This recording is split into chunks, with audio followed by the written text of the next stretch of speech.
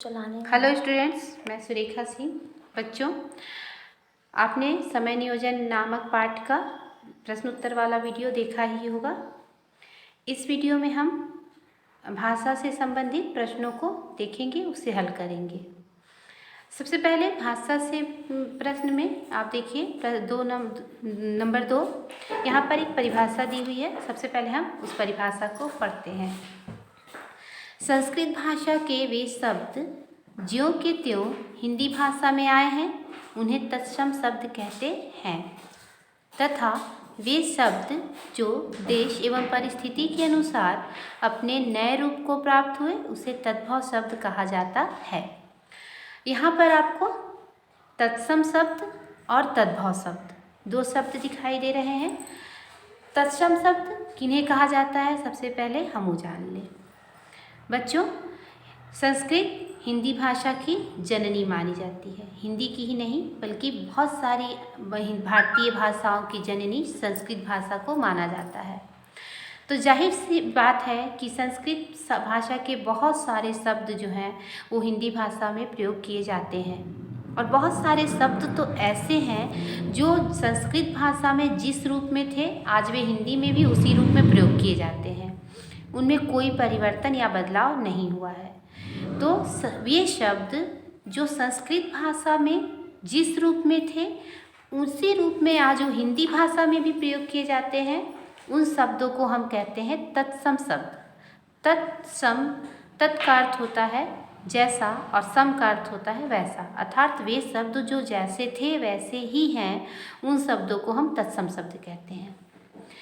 संक्षेप में समझ लें, संस्कृत भाषा के वे शब्द जो अपने मूल रूप में अर्थात वे अपने जिस रूप में थे उसी रूप में आज भी हिंदी भाषा में प्रयोग किए जाते हैं, उन शब्दों को हम तत्सम शब्द कहते हैं। और तद्भव शब्द, तद्भव देखिए दो शब्दों से मिलकर बना है, तद और भाव। तद यानी ऐसा और भाव यानी होना। तो वे शब्द जो अपने मूल रूप से परिवर्तित होकर आज नए स्वरूप को में प्रयोग किए जाते हैं, उन्हें हम तद्भव शब्द कहते हैं। अर्थात वे संस्कृत भाषा के वे शब्द जो समय के साथ परिवर्तित रूप में हिंदी भाषा में प्रयोग किए जाते हैं, उन्हें हम तद्भव शब्द कहते हैं।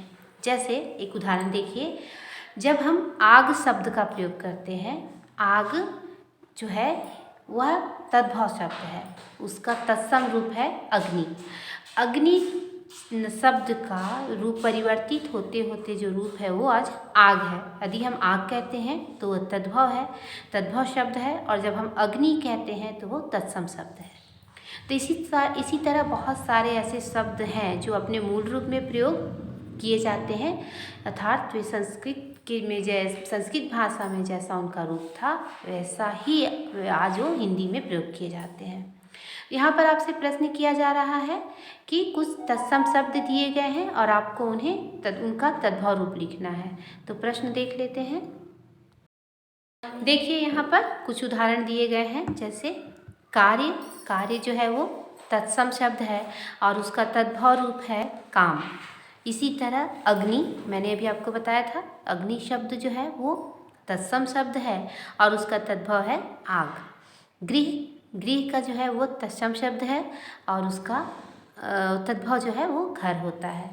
तो इसी तरह आप यहाँ पर देखिए, यहाँ पर कुछ आपको शब्द दिए गए हैं जो अपने तत्सम रूप में हैं, तत्सम शब्द है, और आपको इनका तद्भव शब्द लिखना है। तो चलिए प्रश्न हल करेंगे। देखिए यहाँ पर तत्सम और एक तद्भव शब्द। तत्सम शब्द है आम्र, उसका तद्भव होगा आम। पद का तद्भव रूप होगा पग अर्थात पैर। चंद्र का तद्भव होगा चाँद। रात्रि का तद्भव रात। सूर्य का तद्भव सूरज। ग्राम का तद्भव गांव। दुग्ध का होगा दूध। अग्नि आग। इसी तरह प्रश्न आगे देखिए। आगे एक प्रश्न पूछा जा रहा है आपसे कि कुछ ऐसे प्रचलित शब्दों को लिखिए जो अंग्रेजी भाषा के हैं किंतु उनका प्रयोग हिंदी के बहुवचन के नियमानुसार किया जाता है। बच्चों, हिंदी भाषा का जो शब्दकोश जो का भंडार जो है बहुत विशाल है। और हिंदी भाषा जो है वो हमारी भारतीय संस्कृति के समान ही है। इस हिंदी भाषा में बहुत सारे अन्य भाषाओं के कुछ ऐसे शब्द हैं जो आज हिंदी भाषा में ग्रहण कर लिए गए हैं, अर्थात उनको हिंदी भाषा के शब्दकोश में सम्मिलित कर लिया गया है। और वे शब्द जो है आज वे हिंदी भाषा से इतने अधिक मिलजुल गए हैं कि हमें प्रतीत ही नहीं होता कि वे किसी अन्य भाषा से आए हुए हैं। इसी तरह अंग्रेजी भाषा के कुछ ऐसे शब्द हैं जो आज हिंदी भाषा में इस तरह प्रयोग किए जाते हैं मानो वो हिंदी भाषा के ही शब्द हों। तो कुछ ऐसे शब्द हैं यहाँ पर आपको लिखने हैं जो हैं तो अंग्रेजी भाषा से, लेकिन जब हम उन शब्दों का बहुवचन प्रयोग करते हैं, बहुवचन रूप प्रयोग करते हैं, तो उनका जो प्रयोग है वो अंग्रेजी भाषा के नियम में ना जाकर हिंदी भाषा के बहुवचन के नियम के अनुसार उनका प्रयोग किया जाता है। तो इस तरह के कुछ जो शब्द हैं वो देखिए, कंपनियों, फैक्ट्रियों, हॉस्पिटलों, डॉक्टरों, टीचरों, ये कुछ ऐसे शब्द हैं जो हम हैं तो अंग्रेजी भाषा के, लेकिन हम जब उनका बहुवचन रूप प्रयोग करते हैं हिंदी भाषा में तो हम बहुत ही बिना कुछ सोचे समझे उन्हें हिंदी के बहुवचन के नियमानुसार प्रयोग कर लेते हैं। प्रश्न आगे दिया गया है, संधि विच्छेद कीजिए। तो सबसे पहले हम जान लें संधि किसे कहते हैं। सबसे पहले संधि की परिभाषा हम जानते हैं, ध्यान से सुनिएगा। जब दो वर्ण आपस में मिलकर कुछ नया विकार उत्पन्न करते हैं, उन्हें वहाँ पर हम संधि कहते हैं। जैसे जब दो वर्ण आपस में मिलते हैं और वहाँ पर कुछ परिवर्तन आता है, कुछ बदलाव आता है, तो वहाँ पर संधि होता है। जैसे आप यहाँ पे समझ लीजिए, यहाँ पर शब्द दिया गया है समयाभाव। शब्द क्या है? समयाभाव। अब इसमें दो शब्दों का जो है वो क्या है? संधि है। दो शब्द में समय है और अभाव है। तो आप एक चीज़ देखिए यहाँ पर कि समय का अंतिम वर्ण और अभाव का प्रथम वर्ण दोनों आपस में क्या हो गए हैं? मिल गए हैं। और ये जब दोनों आपस में मिले हैं तो ये हो गया है समयाभाव। क्या हो गया है? समयाभाव। अर्थात य में अ जो है जुड़ गया और आप का रूप आ का उच्चारण देता है, यानी मिलाप किनका हुआ? य का और अ का, य वर्ण और अ का। लेकिन परिवर्तन इसमें जो विकार उत्पन्न हुआ, जो परिवर्तन आया, वो क्या हो गया? समयाभाव। तो इसी तरह जब कोई दो वर्ण आपस में मिलकर कुछ विकार उत्पन्न करते हैं, वहाँ पर हम कहते हैं संधि। तो आपको यहाँ पर कुछ शब्द दिए गए हैं और इन्हें हमें संधि विच्छेद करना है। संधि विच्छेद करना है अर्थात हमको उन वर्णों को अलग अलग करके बताना है जिनका संधि हुआ है। जैसे यहाँ पर देखिए शब्द है आशातीत। आशातीत। अब यहाँ पर है आशा और अतीत। ये आशा श में सवर्ण, यहाँ पे जो श वर्ण है उसके साथ अ का क्या हो रहा है? मिलाप हुआ है, मेल हुआ है। तो यहाँ पर जब हम इसको विच्छेद करते हैं तो विच्छेद करेंगे तो होगा आशा अतीत। उसी तरह विद्यार्थी। विद्यार्थी में भी देखिए विद्या, ये जो है ये वाला वर्ण और ये दोनों मिले हैं और मिलकर शब्द बनाते हैं विद्यार्थी। उसी तरह शिवालय। शिवालय में देखिए शिव और आलय, व और आ, इनका जो मेल हुआ, इनका मेल होने से शब्द बना था शिवालय। तो जब हम शिवालय का संधि विच्छेद करते हैं तो इस तरह उसका विच्छेद होता है शिव और आलय। उसी तरह जगन्नाथ। जगन्नाथ जो है वो जगत और नाथ, दो शब्दों से में ये जो त है आधा त और ये ना, इन दोनों को जब मिला दिया गया तो विकार उत्पन्न हुआ और हुआ जगन्नाथ। तो बच्चों आगे जो प्रश्न है वो है कि आपके सामने कुछ वाक्य दिए गए हैं और उन वाक्यों में कुछ अशुद्धियां हैं और आपको क्या करना है? उन अशुद्धियों को दूर करके आपको उसका शुद्ध रूप लिखना है। पहला जो वाक्य है वह है गरम गाय का दूध अच्छा लगता है। गरम गाय का दूध अच्छा लगता है।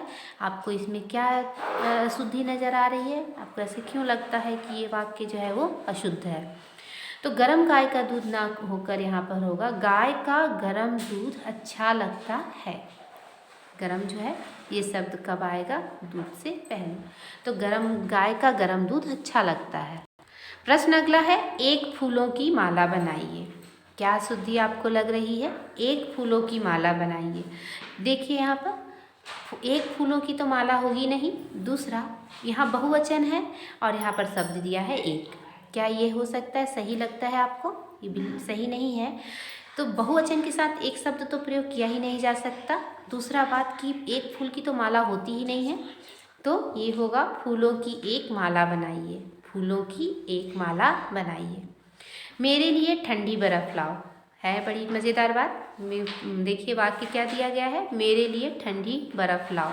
अब बर्फ़ तो ठंडी ही होगी, तो वाक्य में आपको अशुद्धि क्या नज़र आती है? यह कि यहाँ पर मेरे लिए बर्फ़ लाओ, ठंडी शब्द नहीं आएगा यहाँ पर। आगे का जो शब्द है वो है मेरे को बाज़ार जाना है। क्या अशुद्धि आपको लग रही है?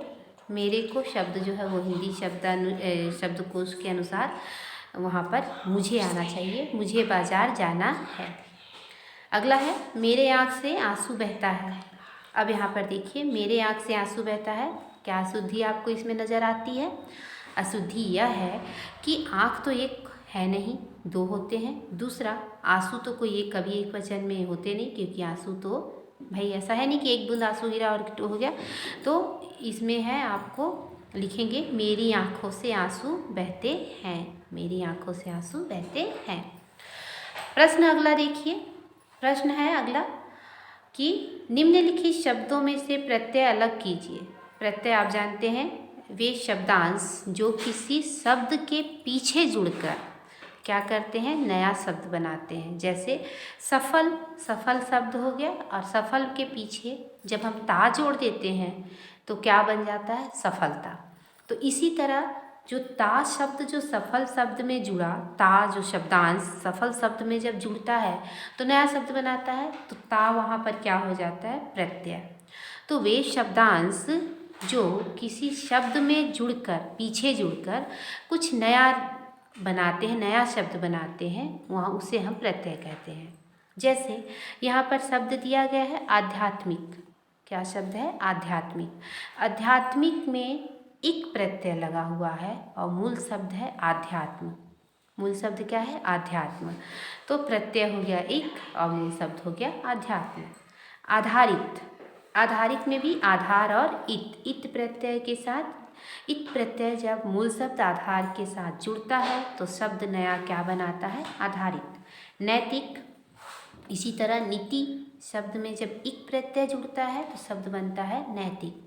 सामाजिक, सामाजिक जब समाज शब्द में इक प्रत्यय जुड़ता है शब्द बनता है सामाजिक। हर्षित, हर्षित हर्ष में इत जुड़ा हर्ष शब्द के साथ तो शब्द बना हर्षित। मौलिक, मूल मतलब यहाँ पर मूल शब्द जो है वो है मूल और शब्द प्रत्यय क्या लगा? इक, शब्द बना मौलिक। सुभाषित, सुभाष धन इत शब्द क्या बना? सुभाषित। इसी तरह हमको प्रत्यय अलग करके लिखना पड़ता है। अब यहाँ पर अगला देखिए, प्रश्न आपसे एक दिया गया है कि समय की महत्ता पर 10 वाक्य लिखिए। समय के महत्ता पर अर्थात समय क्यों महत्वपूर्ण है इस विषय पर आपको 10 शब्द लिखने हैं। तो आप इसे आप अपने मन से भी लिख सकते हैं अपने शब्दों में, और आप यहाँ से थोड़ा सा उसका मार्गदर्शन भी ले सकते हैं। जो मैंने लिखा है उससे आप थोड़ा मार्गदर्शन भी ले सकते हैं, लेकिन आपको लिखना अपने शब्दों में है, अपने मन से है। तो लिखेंगे हम सबसे पहला, जीवन में सफलता प्राप्ति समय के सदुपयोग पर निर्भर है।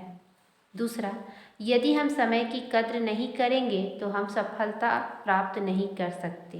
तीसरा, समय सबसे अधिक मूल्यवान व शक्तिशाली है। चौथा, समय धन से भी अधिक कीमती है। पांचवा, जो कार्य शीघ्र करना हो उसे उसी समय करना चाहिए। छठवा, महापुरुष समय के एक एक क्षण का आदर करते थे। सातवां, जो समय के महत्व को समझ गया वह जीवन में सुख समृद्धि व शांति को प्राप्त करता है। आठवां, बीता हुआ समय लौट कर नहीं आता, अतः हमें समय का सदुपयोग करना चाहिए। व्यर्थ की बातचीत व आलस्य से मूल्यवान समय को नहीं खोना चाहिए। ये विशेषकर विद्यार्थियों के लिए तो बहुत ही आवश्यक है। 10वां, विद्यार्थियों को समय की सबसे अधिक कद्र करनी चाहिए, क्योंकि समय उनके लिए अनमोल धन व सफलता की कुंजी है। तो बच्चों, ये तो था समय नियोजन पाठ से भाषा से संबंधित प्रश्न के उत्तर और अन्य प्रश्न जो है हमने इसमें हल किए हैं। आशा करती हूँ कि आपको प्रश्न समझ में आए होंगे और आप इन्हें अपने नोटबुक में सुंदर अक्षरों में लिखेंगे। धन्यवाद।